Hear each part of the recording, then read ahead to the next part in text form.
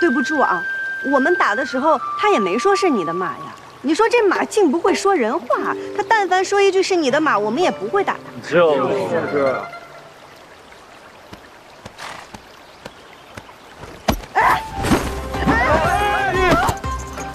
你干什么？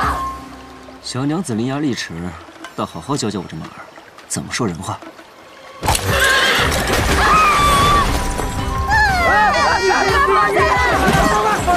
放下来了！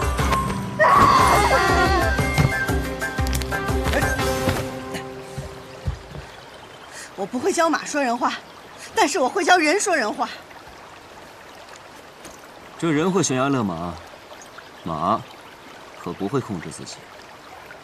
下次打人的时候离马远一点，我不是每次都能来得这么及时。嗯。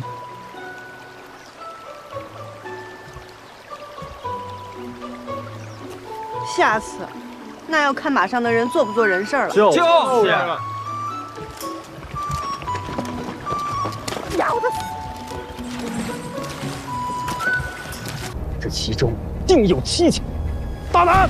难道是都运官偷了你的供给不成？来人！是。给我拿下！慢！你的官职还没有拿人下狱的权利。我要面见4时，自证。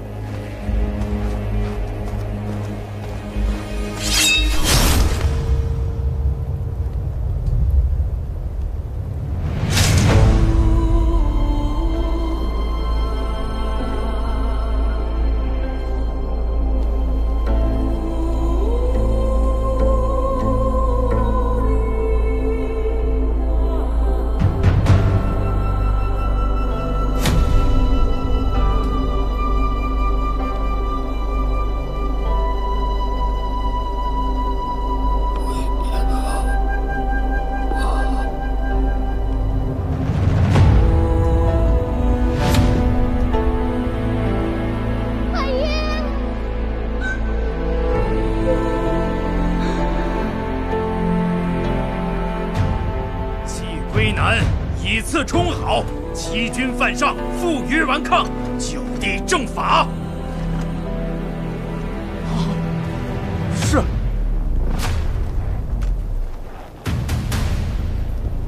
季归南，以次充好，欺君犯上，负隅顽抗，已被都运官就地正法。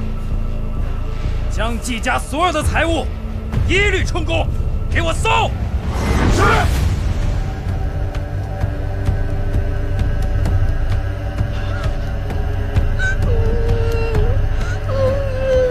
兔子是不可能一口咬死老虎的，但只要它不被发现，它就可以一直咬下去。总有一天，它会咬死老虎的。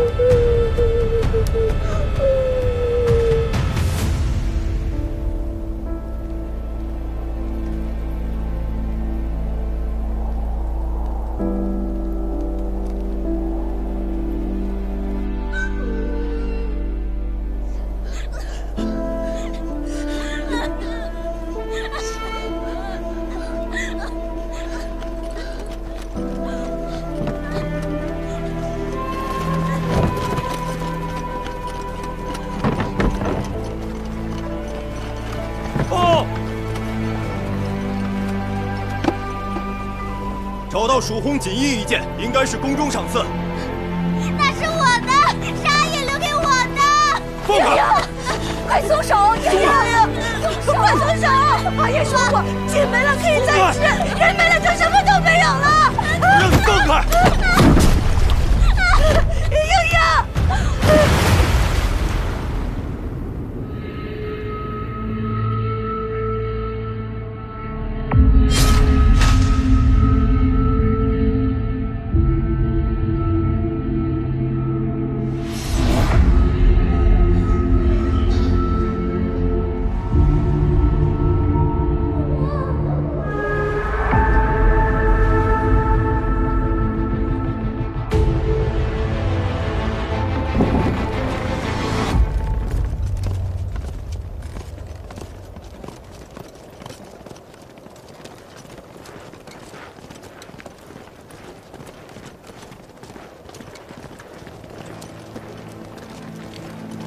你不能去！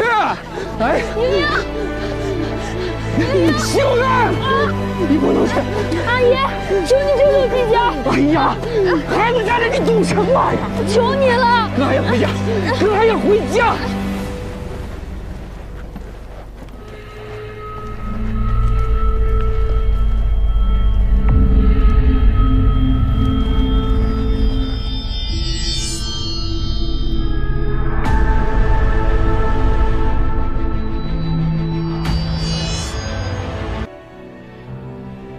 季夫人，既然回来了，还请出来一见。季夫人，那咱们的债是不是可以清一清了？诸位，这个钱季家一定会还的，只是如今家产被抄，现在身无分文，还请诸位掌柜再宽限些时日。我倒是替夫人想了一个好法子，我已然与诸位掌柜说和好了。只要夫人肯将蜀红丝的配方交给刘某，咱们的债一笔勾销，其他掌柜的账我替夫人还了。我阿爷获罪，家里也被抄了个精光，不曾留下蜀红丝配方。我阿爷在世时待诸位伯伯不薄，诸位伯伯这样咄咄逼人，传出去不怕坏了名声吗？名声能顶饭吃吗？要么还钱，要么交出蜀红丝配方。赵修远愿以身作保，不知诸位可否宽限些时日？咱们是跟姓季的讨债，一个外人插什么嘴？头上去。既然是还不起，那不如卖身抵债吧。带走。你们要干什么？干什么？你们干什么？你们干什么？放手！放开我！放开我！放开我！住手！阿娘，阿娘，你们住手！既然你们不肯给季家活路，那今天咱们就都别活了！让父老乡亲们看看，你们是怎么欺负孤儿寡母的！看日后谁还敢跟你们做生意！就是啊。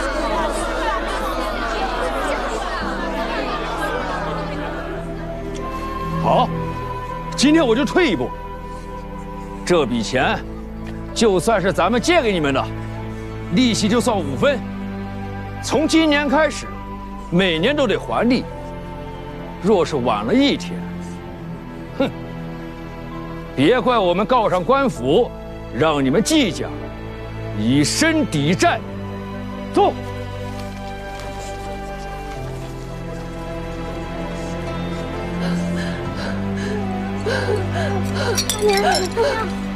阿娘，你没事吧？阿娘，阿娘，阿娘没事，阿娘没事，你们没受伤吧？没有，没有，阿娘，没有，那就好，没事就好，没事就好。阿娘，我扶你回屋歇息吧。好。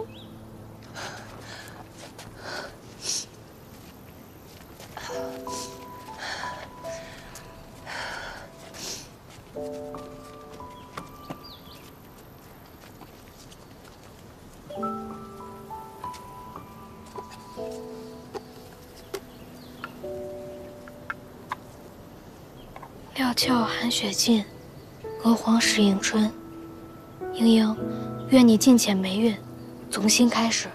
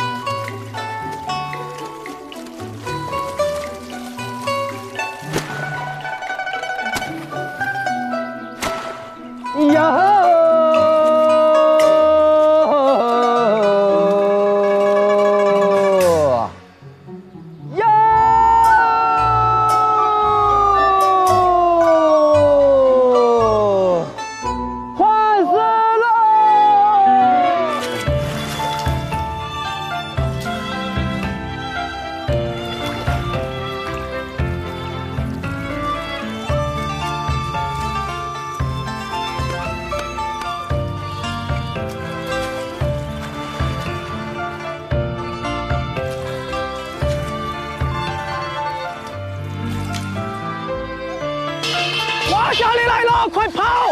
快，走摊走摊！这花甲要洗丝就不洗别人洗，太霸道了！这人家忍哭惹不小娘，帮我把那个收了，快！我去拖住他们。拜托了，莹莹，太感谢了。快点，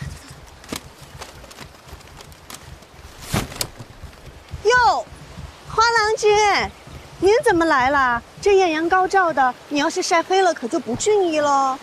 我来看看有没有哪个不长眼的到我花家的地界偷着洗丝。哎呦，您这么热呀？你说说你折腾来这儿干什么？大热天的！大热天的干什么你？啊！哎呦！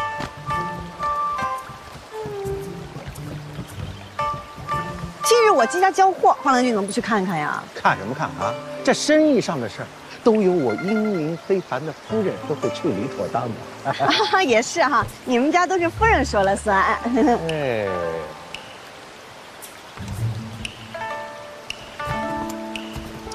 金玉存心给我作对是不是？怎么了？我去不是给您打伞吗？自然是您到哪边我就到哪边呀。我在哪边，你就在哪边是吧？拿来吧，让。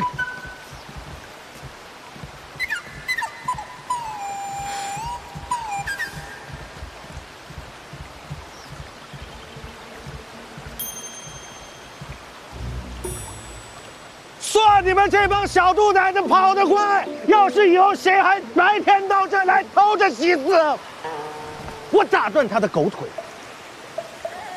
就是。哎，金英啊，你怎么在这儿？路过，有事先走了，您让一下啊。好。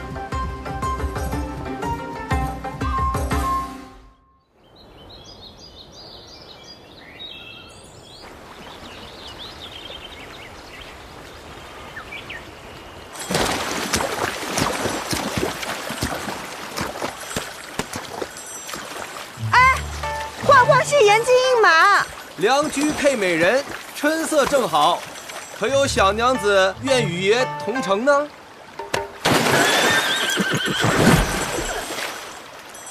吓死爷这个姐姐呢，差点摔着爷。这位小娘子很是俊俏，爷带你进城游玩一番啊。我爹，流氓！爷，哎，快！他们调戏小娘子。敢来三道堰欺负小娘子，我看你是打老虎脱裤子，又不要脸又不要命啊！就是，你说谁的脸是定的？你知不知道爷是谁呀？怎么跟爷说话的？爷告诉你，打你就打你，我打你之前还查一下你家家谱啊！打他！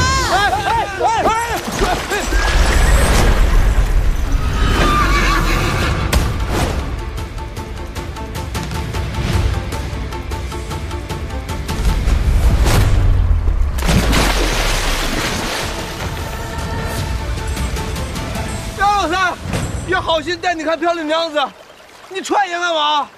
你若再敢动我的马，我就把你种在这水里。爷不就亲一下马吗？你，对了，他们还打你的马了。那个粉衣服那个小娘子，她是头。打不着。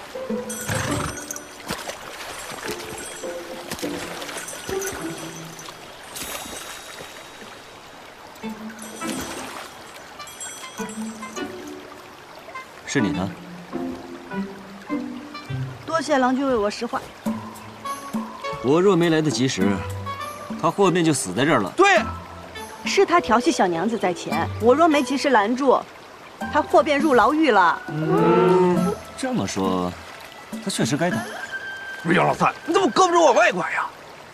可是，你们却打了我的马。对呀。对不住啊。我们打的时候，他也没说是你的马呀。你说这马竟不会说人话，他但凡说一句是你的马，我们也不会打他。就是。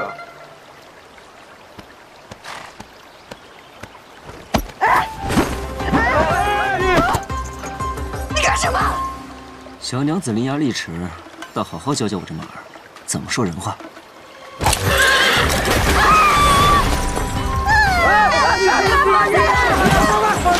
放下来了！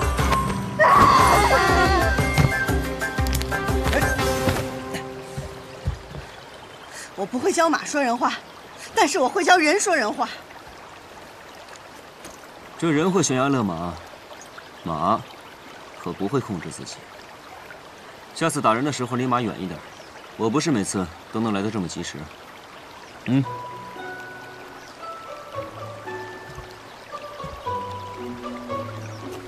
下次，那要看马上的人做不做人事了。就是。咬他！生我所欲也，义我所欲也，二者不可得兼，舍生而取义者也。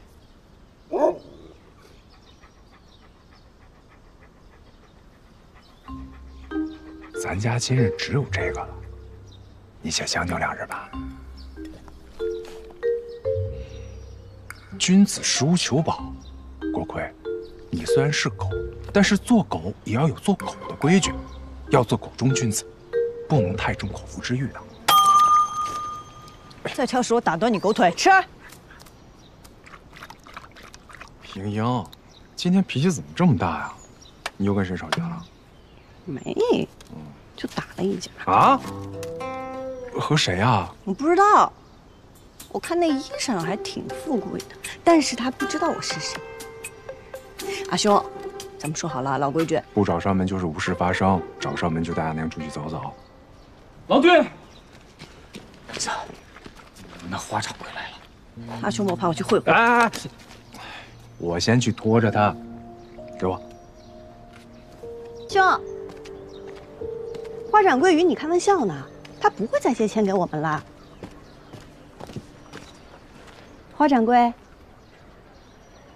为何不会？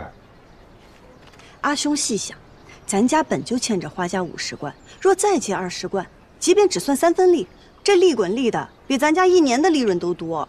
这要是还不上，我们全家都得卖身花家为奴。但是花掌柜宅心仁厚，人美心善，他定不会让咱们卖身的，自然就不会借钱给咱啦，对不对，花掌柜？那好，既然季家不缺钱，这单就按4折算吧。花掌柜，好啊，那就请花掌柜重新拟定订单，里面请。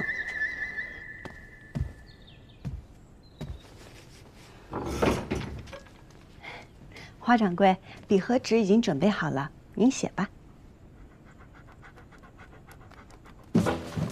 齐英，我就知道你没安好心。来人呐，外面来！我们家这狗就听不得人大声说话，您声儿越大，它下嘴越快。我警告你啊，你这属于蓄意伤人，是要坐牢的。我警告你啊，你这是属于蓄意伤人，是要坐牢的。他说牢里的饭比家里的好吃，你个狗东西！他愿意去牢里。你要怎么样才能让他出去？您知道啊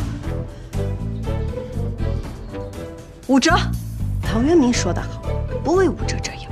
那是5斗米，你读过书吗？6折，最多只能6折。他说6折还不够他买肉吃，他还是想去牢里。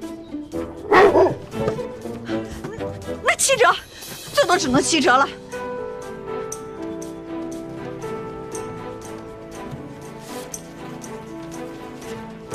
怎么说呢？成交，劳您画押。哎呀，承蒙惠顾，郭奎送客。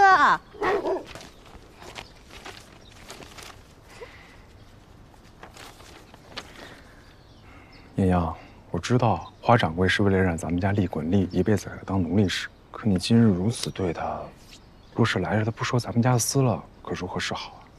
咱家私染的好，便是7折他也不亏。他生气归生气，但他是个商人，利益是第一位的。可阿爷说过，以德服人，生意才能长久。阿爷也说过，只与讲道理的人讲道理。阿兄，咱们不是说好了吗？死的归你管，活的归我管。好。哎，戚夫人，听闻您女儿今日在浣花溪畔与人打起来了。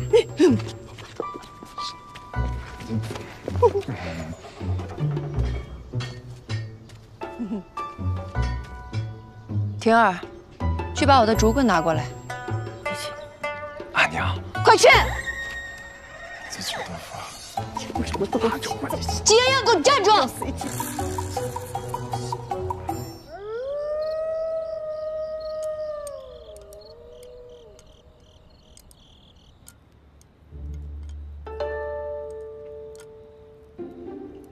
阿娘，他又不是哑巴，不需要你替他辩解。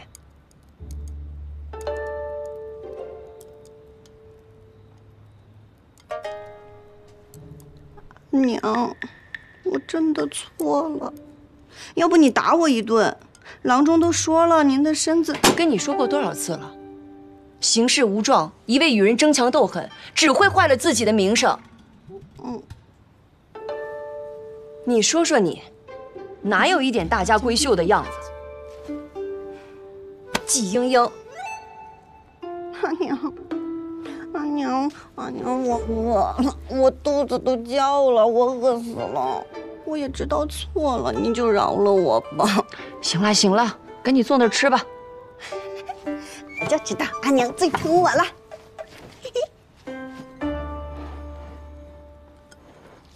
哇！我在想哈，这个花掌柜从8年前便开始收集我们的欠条。直到今日，成为我们唯一的债主，我觉得他竟是另有所图。你还没完没了了是不是？这些事儿就让你阿兄去操心就好了。如今你已经长大了，不能再跟以前一样。更何况你和赵家的二郎君还有婚约在。这些年赵二郎君对我们家不薄，你不能让人家为难。阿兄都还没成婚，我不急。长者赐，不可辞。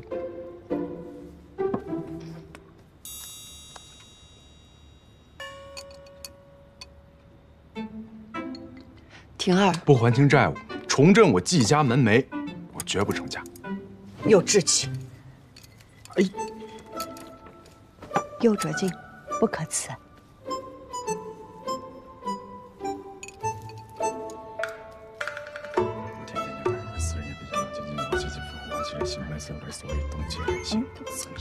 好了，金莹，你说说，今天你到底跟谁打架了？阿娘，其实我今天真的没有打架，其实是因为我们浣花染坊和韵霞染坊，还有别的好多家染坊吧，有一些那个，就是，哎呀，这个我也跟你说不清楚。哎呦，郭辉还没吃饭呢，我得给他送点饭吃。金莹，郭辉，你。算了，乖乖。这孩子，婷儿，你知不知道他跟谁打架了？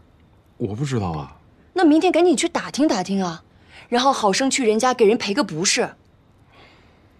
阿娘，莹莹虽不娴静，可也从不会主动惹事。我看这件事还是对错又有何相干？他不明白，难道你还不明白吗？明白。天理昭昭，我早就不奢求了，我只盼着你们兄妹俩能够一生平安顺遂。知道了，阿娘，别气了，吃饭吧，我明天就去。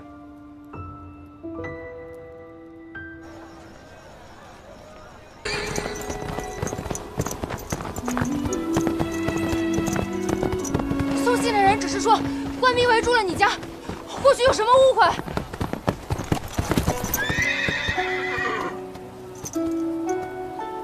怎么又是你？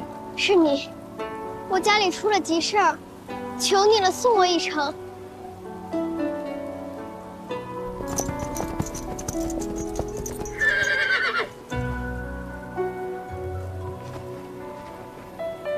若是我家能逃过此劫，我定去交你这个朋友。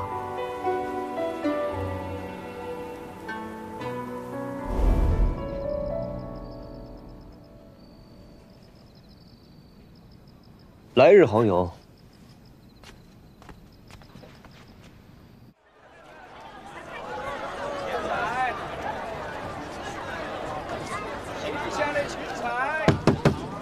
叫金毅出来！金毅出来！金毅，我知道你在家。这可怎么办呀？这难怪昨日夫人差我去问你与谁打的架，谁也不晓得。原来不是三道堰的，是益州府的国舅。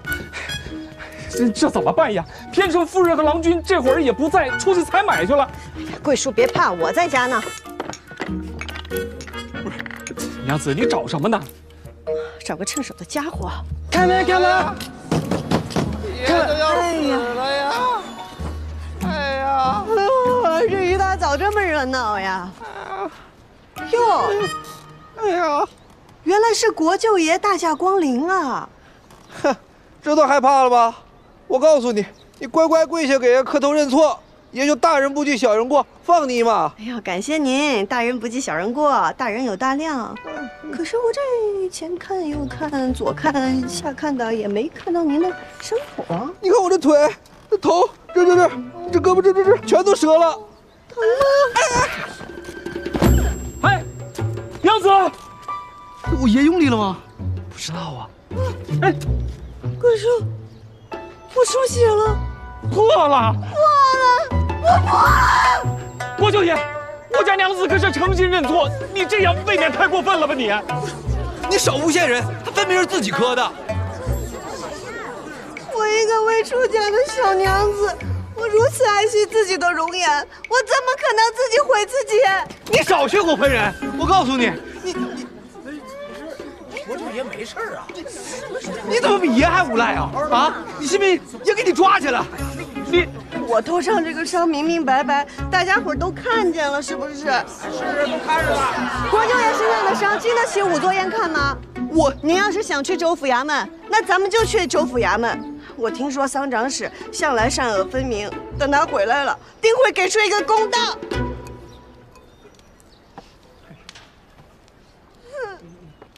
我看看啊，果然是他。这就是你说的朋友，蜀红解盲之女季莺莺。你是真认识，还是为了安他？不管你是为了什么，这种情况下，你不打算帮个忙吗？用不着帮他。你看，那伤是假的，不过反应也都挺真的。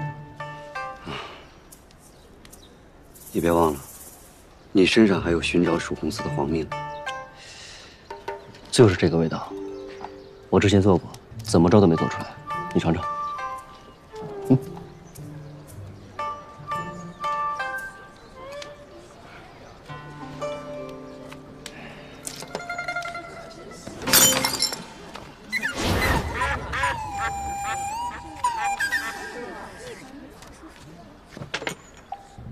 属下这是在给您制造契机。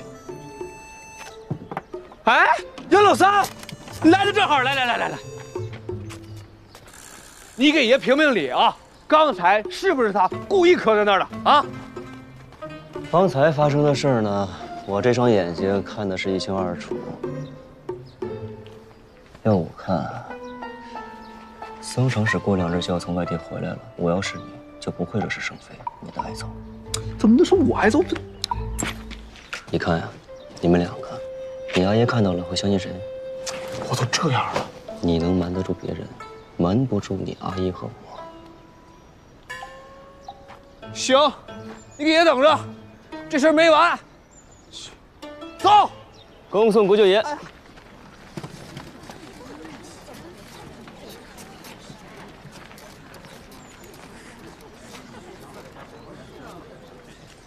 诸位，这人都走了，还嫌热闹没看够啊？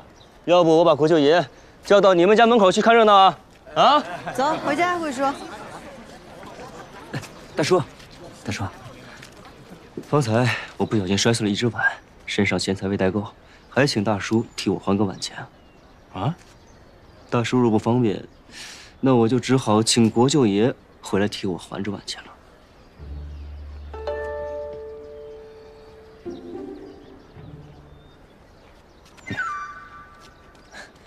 多谢，多谢。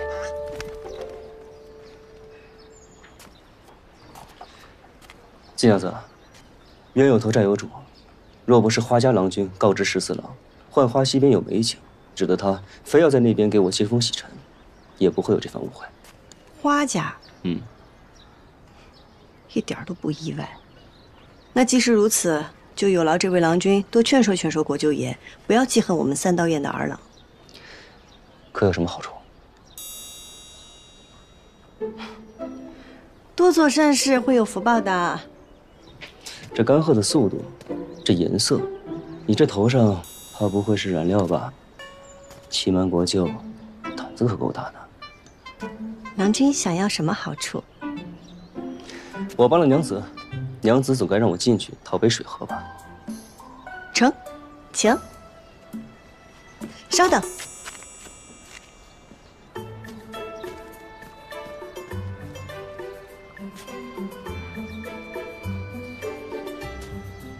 郎君，水来了。就在这儿喝。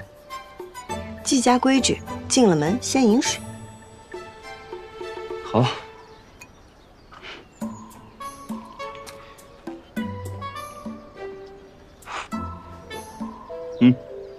好了，两清了，请。我还没进去呢。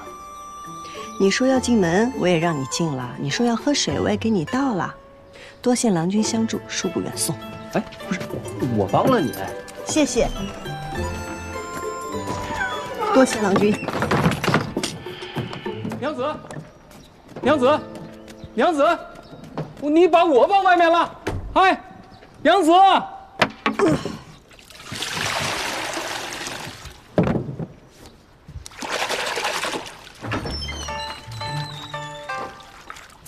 阿娘，你慢点。站住！阿娘，我没有打架，这次我真没打架。英英，你受伤了？啊，没有，假的，我一点伤都没受。假的？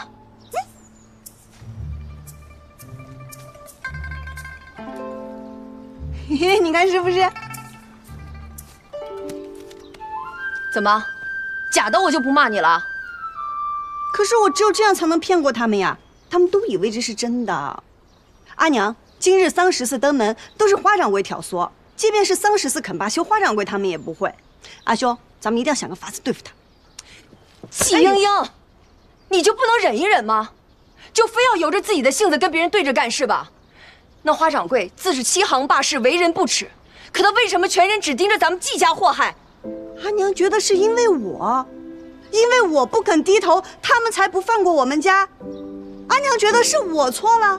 我跟你说过多少次了，我只希望咱们季家能够安安稳稳的过日子，哪怕是受点委屈吃点亏，只要不惹祸事，那就是福气。难道阿娘这么说也有错吗？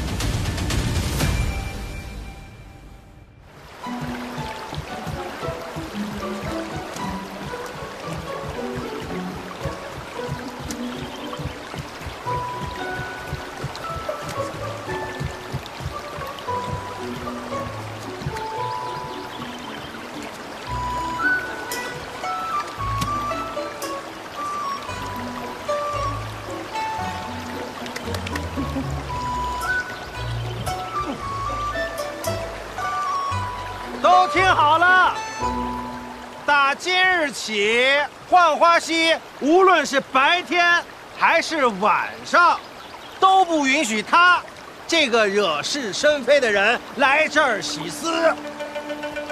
花郎君，众所周知，蜀锦染丝，唯有在浣花溪中漂洗过，才能色艳有光，才能称得上真正的蜀锦。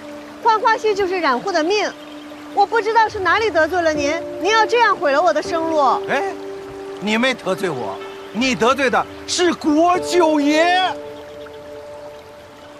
花溪无论是白天还是晚上，都不允许他这个惹是生非的人来这儿洗丝。花郎君，众所周知，蜀锦染丝唯有在浣花溪中漂洗过，才能色艳有光，才能称得上真正的蜀锦。浣花溪就是染户的命。我不知道是哪里得罪了您，您要这样毁了我的生路。哎，你没得罪我，你得罪的是国舅爷。如果再允许他在这儿洗丝，国舅爷就会认为我们是一起的，保不齐哪天就来找我们的麻烦。敢问，谁能顶得住国舅爷的怒火啊？这浣花溪数百年来都是各家共用，他不姓花。哎，我没说他姓花，我是为了大家的营生，我们花家甘愿做这个恶人。陈大郎，你干什么你啊？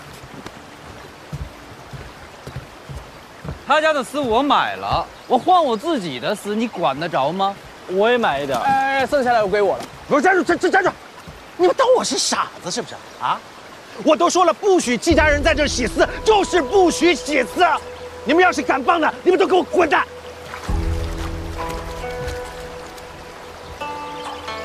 我踹死你！好了！哎呦，不让你们洗丝，定是花想荣自作主张。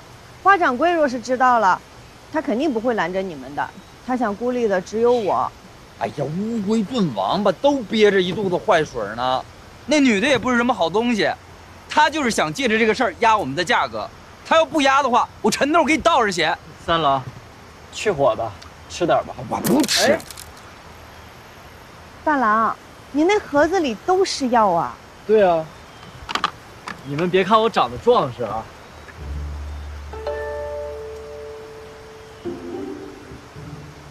我的意思是，其实我从小身体就不好。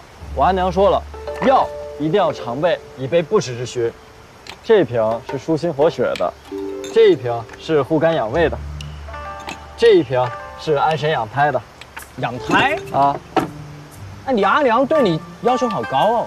不是，药不分男女，都是有用的。你们都吃点。我要养胎的爪子。三郎，吃点药吧。哎呀，我吃什么吃啊？我想吃他的脑壳，我想啃他一个金光灿烂，啃他一个四脚朝天，啃他一个七荤八素。此事是因我而起，是我连累了大家。哎呀，你这说的又是什么话呀？那每一次都是你拖着花想荣，咱也不是没有良心的人啊。哦，便是再有一次，咱也不能看着你们受欺负。就是。各位儿郎如此有血性，可敢一搏？怎么搏？你们知道花家为什么敢这么欺负我们吗？哎，因为我们是小染坊噻，势单力薄。花家又是城里边最大的染户，他吃肉我们就只能跟他喝点汤。你说我们哪一个不需要靠花家牙缝里露出了一丁点订单过活哎？那花家为什么又要将订单分于我们呢？因为我们的工价便宜啊，比他自己在招工扩大染坊那要划算多了，而且他已经习惯压我们的价了。不仅如此，你们看啊，花家的靛青丝多半是朱小娘家染的，她在我家常订的是各种绿丝和蓝丝，而分于你陈家的订单多是石样锦和凝叶紫，你家是红蜘蛛，你家是松花与沧浪。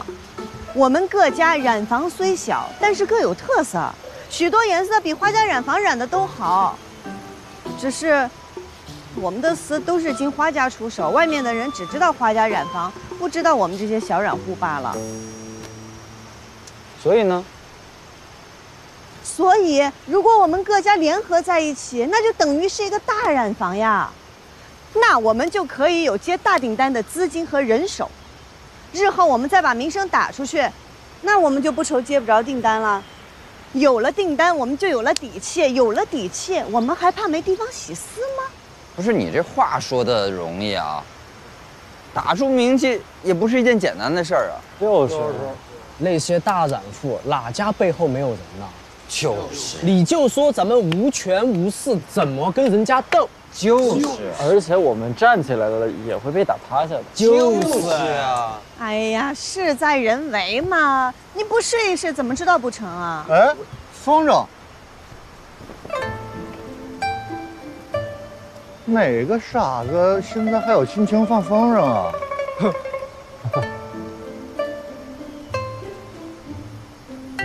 各位，这件事情呢，大家先想一想，想通了我们再从长计议。陈三哥，我的事麻烦您帮我看一下，我去看看哪个傻子在放风筝。哎，傻子有什么好看的呀？他怎么就爱跟傻子玩哦？就是，你才傻子呢！哎。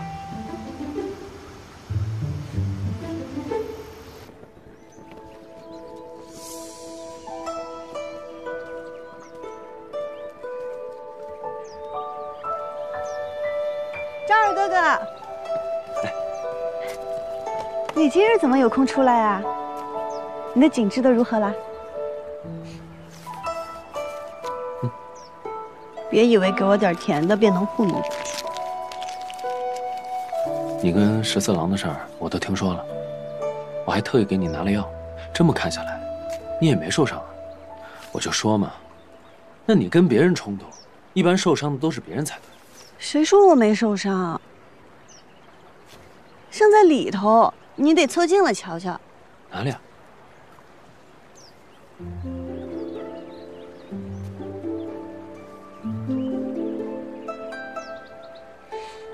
我就知道你骗我，那染料的味道我都闻见了。不是说怕红色吗？怎么还往脸上抹呀？我只是怕流动的红，像血水一样涌动的红，不是什么红都怕的。好了，说正事儿吧。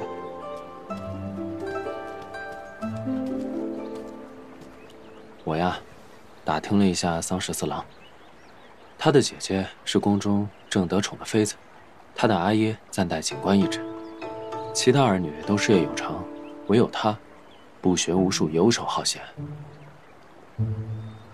那他平日里都好做些什么？他干什么都学艺不精，但我有一样，很是强项。什么？叶子牌。叶子牌？啊？可以。你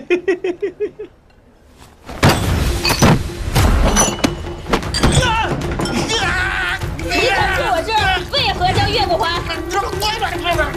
酒色萍香，酒客月落，家不还，概不赊账，当月不还，家难还。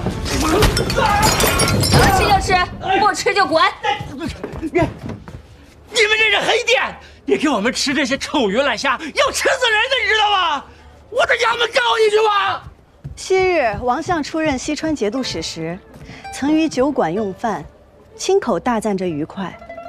花落金缕明玉镜，不逊风月过江南。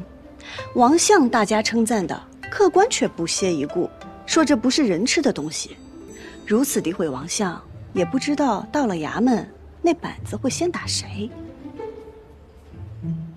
我为什么要听你的？我若是你，便乖乖把钱付了，赶紧跑回家躲起来，等这事儿大家都忘了再说。我再也不来了！我再也不来了！打扰各位雅兴，今日一应酒品，通通9折。谢于掌柜，谢于掌柜。来，我们来壶酒。来了。这王相什么时候夸过我这儿的愉快啊？我瞎说的，反正他们平日里也见不着王相，就算是见到了，他们也只会问功名，谁会问这等小事？找有事儿。你听说我跟桑14郎的事儿了吗？英名远播，既享养子，不畏强权，勇斗恶霸国舅爷。想不想一起英名远播？地盘借我2天，再借我点钱呗。借钱？你看我这店冷清的，一天到晚没几个客人，我哪有什么闲钱借你？你就先借我，我保你接下来店里坐满客人，日进斗金。你是有法子对付花家，还是对付桑十四郎？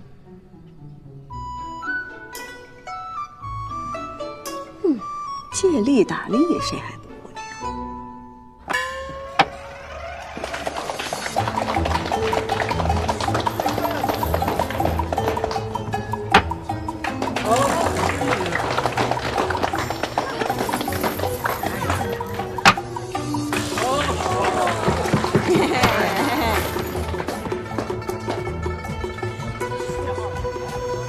哎呀，承让啊！楚王高进，自愧不如。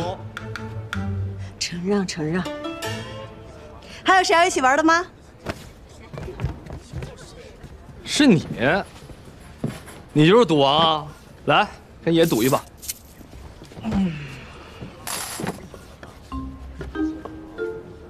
哎，跟你说话呢，没听见啊？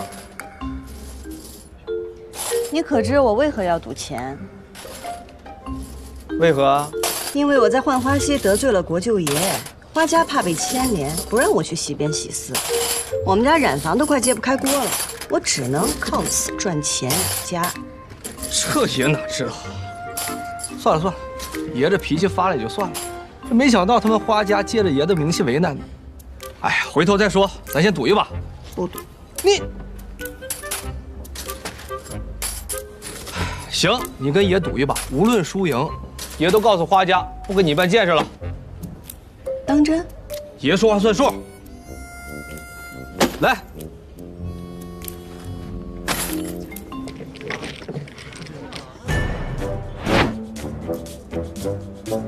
赌大小，不限轮次，每局20文，直到把对方桌上的钱赢光为止。依你。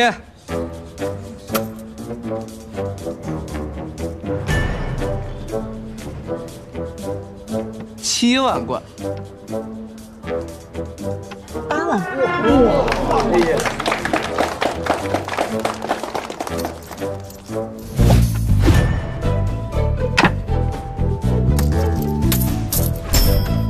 哎呀！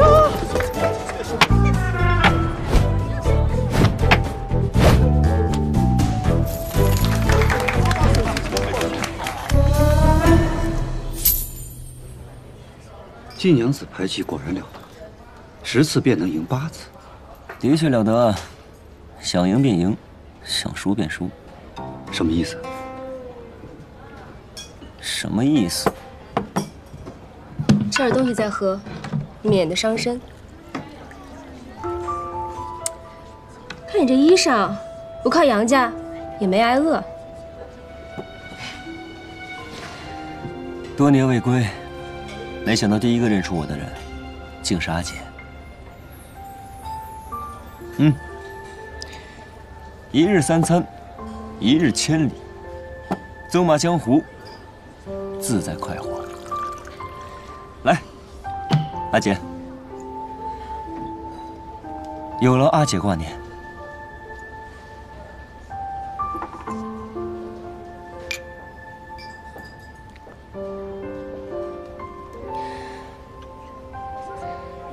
阿姐的酒还是这么好喝。少叫我阿姐，显老。行。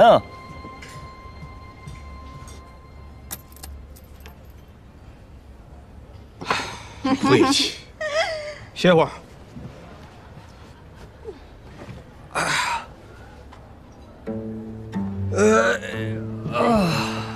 国舅爷，我都认输了，你就让我回家吧。那不行，爷还没玩够呢。来，再战300回合。兔崽子！这个兔崽子！老子刚回来，你就跟我惹事！你还抢夺民女，趁日赌钱！给我站住！站住！哎呦，别打了，别打了！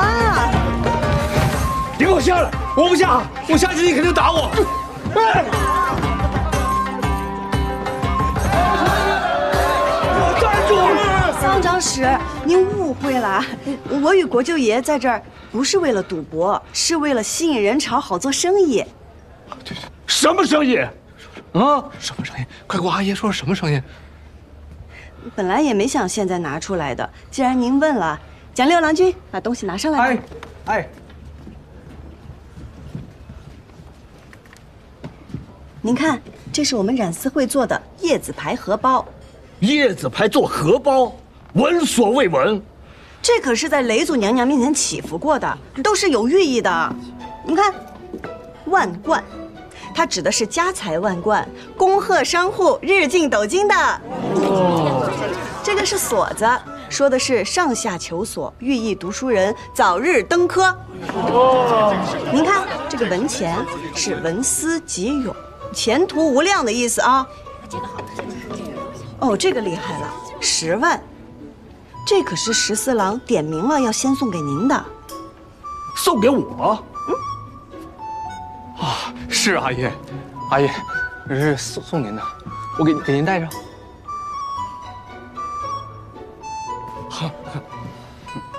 这10万便是万时，谐音万无一失，是祝您身体健康、长命百岁，是14郎的一片孝心。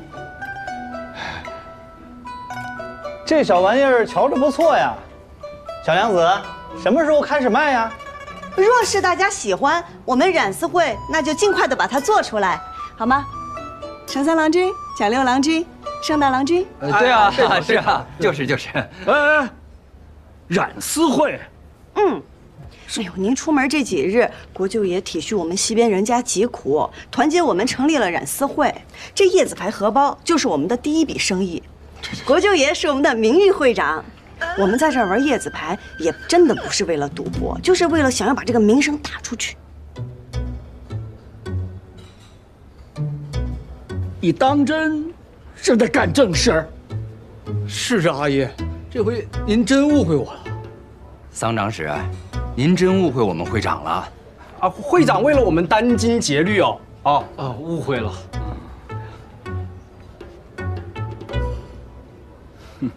有点意思，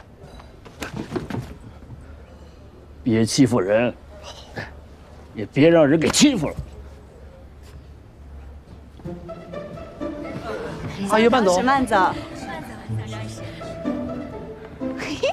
哎，诸位客官，若是喜欢我们染丝会做的这个叶子牌荷包，现在便可以下订单，前50人半价。桑长史身上那款工艺复杂，可能现在没有这么多，只有30只，先到先得。我来。我跟你说，想要的话到我这儿来签单啊！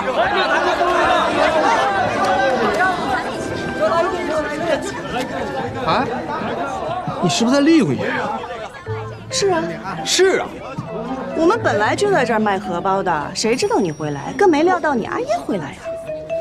那你过几日你可以跟你阿爷说，你不想做这个名誉会长了，那就和我们没有关系了。那不行，这官儿爷当上了还能还给你怎样？可是做我们的名誉会长是要帮我们做事的。爷不能做事吗？那试试吧。作为名誉会长，可有我的好处啊？嘿呀，杨老三，当然有，来，我给你找，来。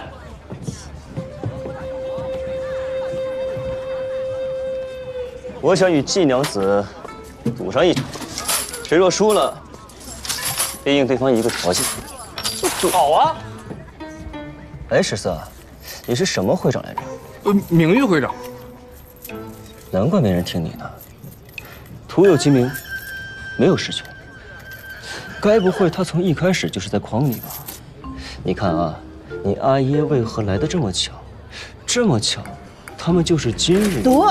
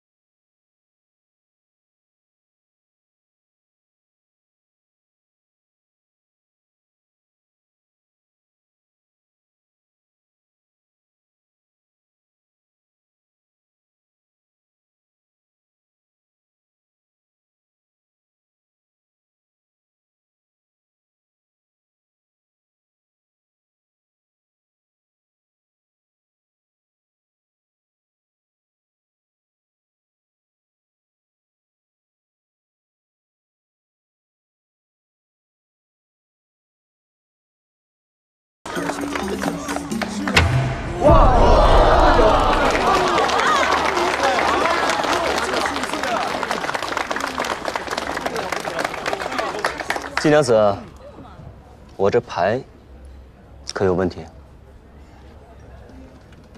杨三郎君技高一筹啊，我认输。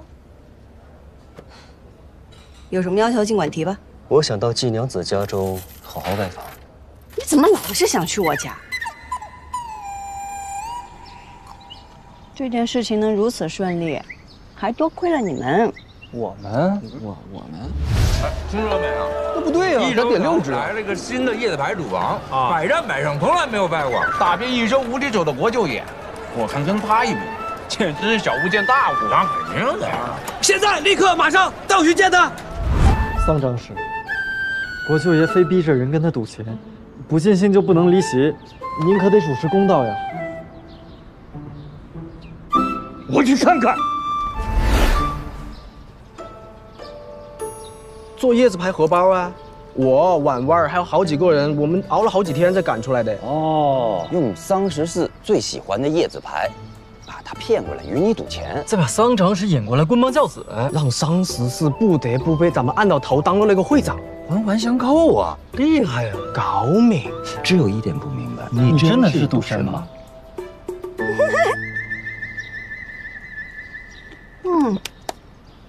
扒锁子。嚯，嘿，5万贯，7文钱。哇！其实他们每张牌经过手汗、酒气、茶渍的磨损，在颜色上都会有一些细微的不同。我就是靠变色记住牌的。行吧。哎，那接下来咱们做什么呀？那自然是有仇报仇，有怨报怨喽。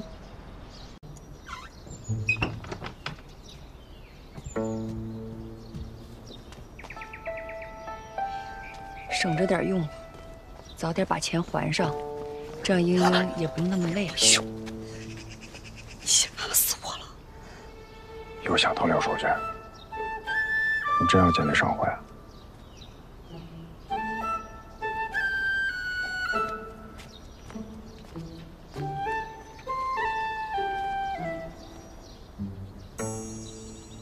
阿兄，这些年我一直在等一个时机。这次桑十四的事是我闯祸在先，但是是危机也是机会啊！我如何不晓得这次得罪了花掌柜，日后他必会报复？但即便我们不惹他，他就不算计我们了吗？都说花家背后的势力深不可测，我不晓得他们背后的人是谁，我也不晓得他们有何图谋。但是做生意就像赌叶子牌，你若猜不到对方的底牌是什么，那只能让自己的底牌变得更强。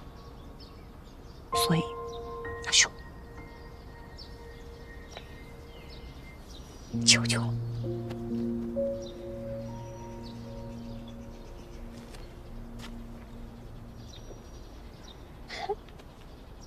谢谢阿兄。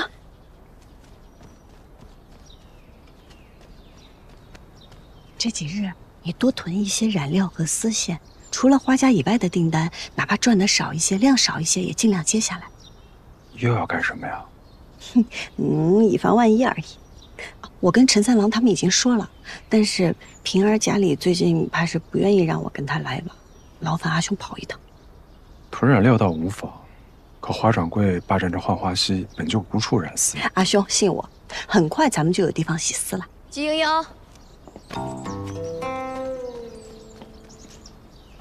阿娘。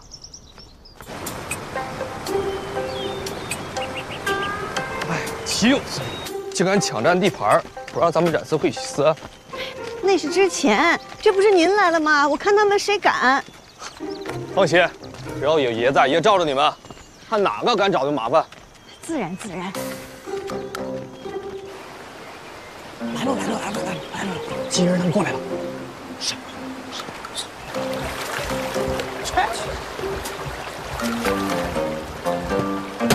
从今天起，不管是白天还是晚上，我们都要在这儿洗丝。你这个吃软饭的老总赘婿，还不赶紧滚回去给你婆娘洗脚去啊！嘿，你们这帮死小子，反反了你们了！我阿爷说了，要多动脑子，少动手，要学会以理服人。今天主打一个以和为贵，以理服人。都愣着干什么？给我上！哎，等等，我告诉你一下，咱们从今儿个起是国舅爷罩着的，你动一下我们试试。我告诉你，在西上，我是这个国舅爷就是个屁，还国舅爷，给我打！你敢骂国舅爷？国舅爷，咱还以理服人吗？敢骂国舅爷？走，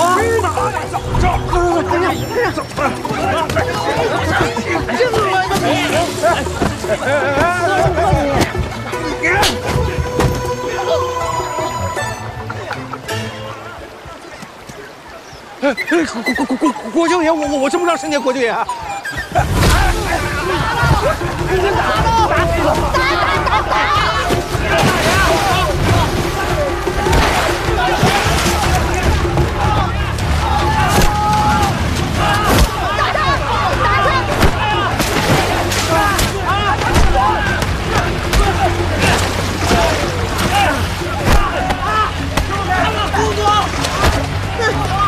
花小荣，你也有今天！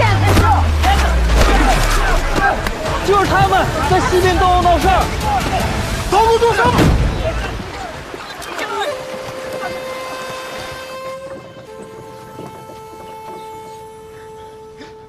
你给人看看，换没换？都出血了，都出血了！出血了！华小荣，你好大胆子！你给当朝国舅爷都打出血了，你好大胆子你！国舅爷，我真不知道是你，要不然借我100个胆我也不敢。他不仅打你，他还骂你。你闭嘴！骂你了！你闭嘴！我想起来了，你骂我是个屁！我告诉你，哦，他还骂你是坨屎！你还骂我是个屎！你是不是活腻了？闭嘴！阿姨，你给我闭嘴！不是他打出血了都！跪下！我叫你跪下！还嫌不够丢人是吧？啊！你跟我过来。是。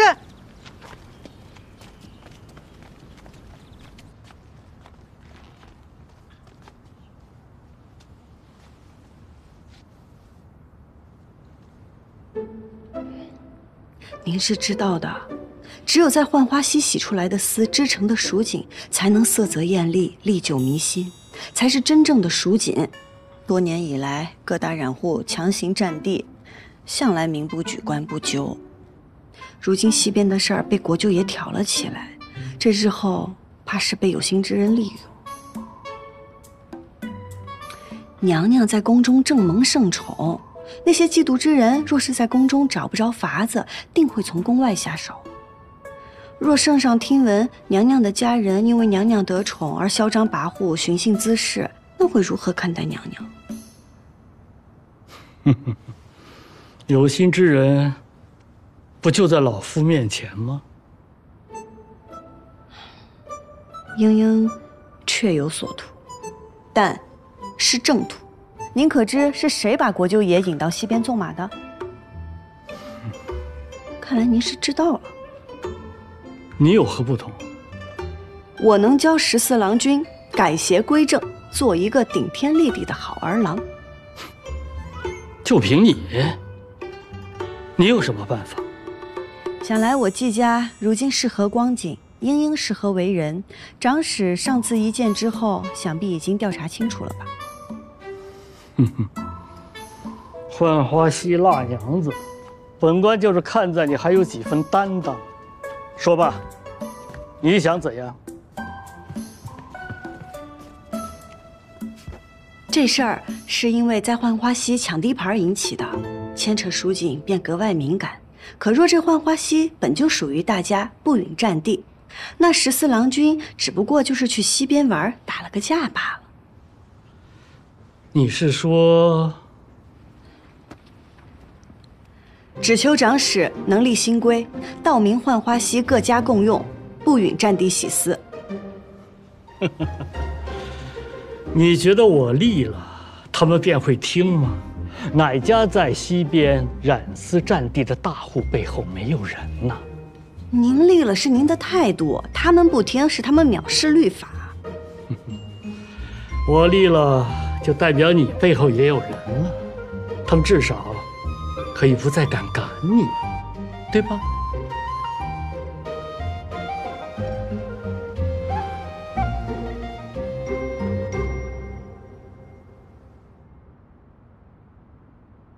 我相信啊，只要你努力，一定可以让季家重回当年荣耀。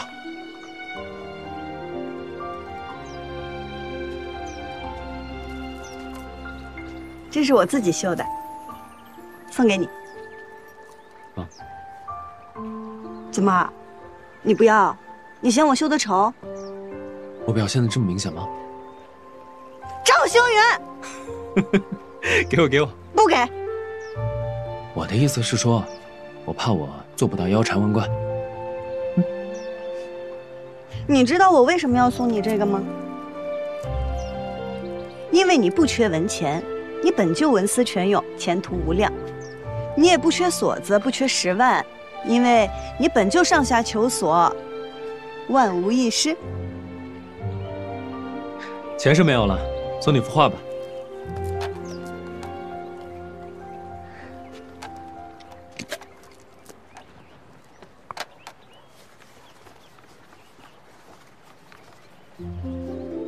画中无朋，可云层翻涌，分明让人感受到鹏飞9天之姿。画中女子独立船头，以窈窕中自成风流。谁说女子不能长风破浪，不能意气风发？只是这个女子的背影怎么这么眼熟啊？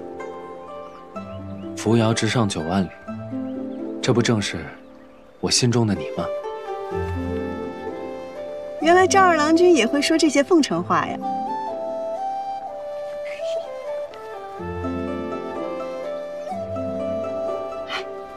我们将这画织成锦吧。这云、水、船，还有这女子，若是认真的话，不难织出，只是很难织出整幅画的浩瀚之感呢。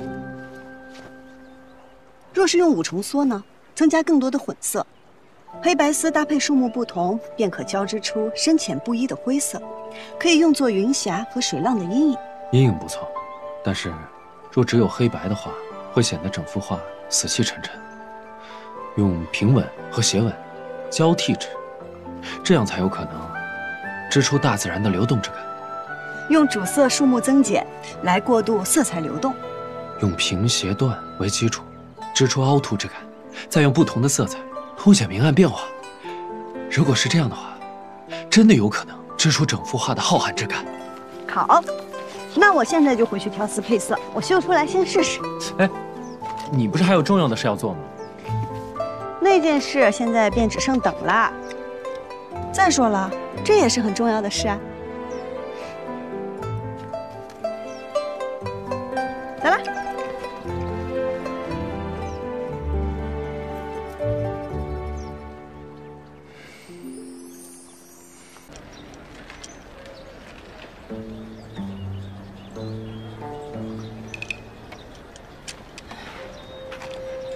看季娘子这脸色，是不欢迎杨某在此。不过可惜了，愿赌服输，你该不会要食言吧？自然不会。杨郎君，那边请。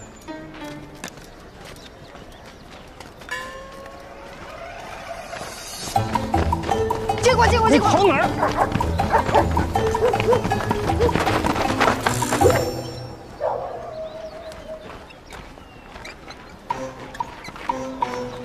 杨某读书少，但也知道这邪路是不通正堂的。您有所不知，我季家的规矩是越尊贵的客人越要在僻静处招待。郭奎，你可不许咬它哦，小心哦，它有毒。你叫郭奎？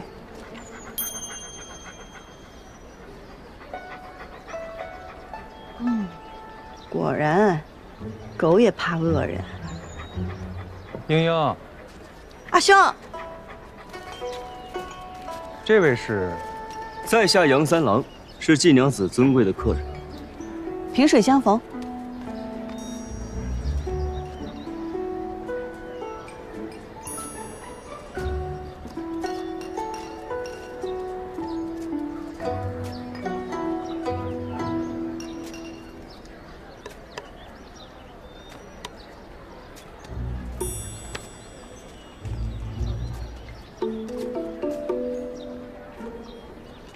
阿兄，阿娘在家吗？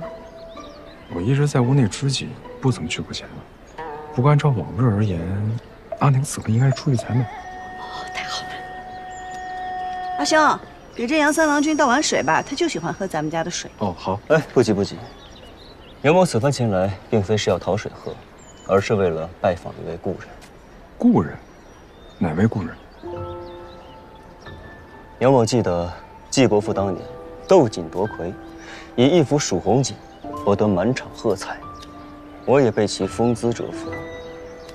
数年过去，辗转反侧，仍是难以忘怀。可谁能想到呢？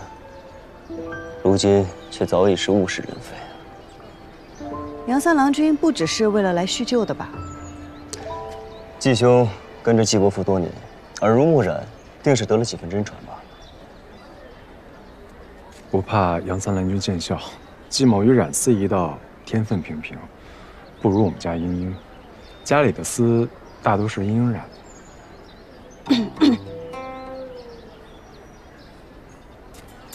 这染好的丝，就都晾在这儿了？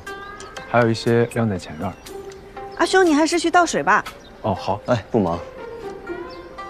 杨某是头一回到锦户来拜访，季娘子不妨带我到处转转，也好好好欣赏一番。我家世简陋，没有什么可观赏的。家世虽简，但也别有一番趣味。